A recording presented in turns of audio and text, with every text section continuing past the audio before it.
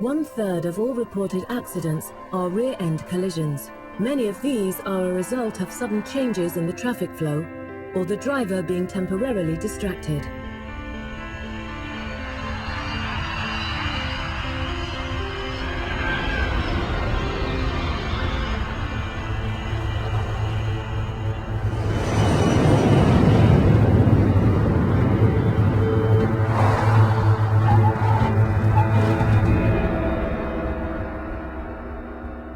Volvo's collision warning with auto brake uses a radar sensor to continuously monitor the distance to the vehicle ahead. Thanks to a supplementary camera, even stationary vehicles can be detected. If the distance is rapidly decreasing, the driver is alerted with a warning. At the same time, the brakes are pre-charged, and if needed, braking force is increased to help the driver avoid a collision.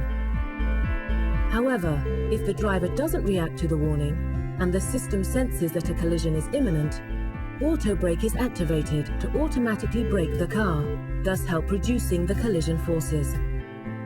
This may be the decisive difference between severe and minor injuries to both cars and their occupants.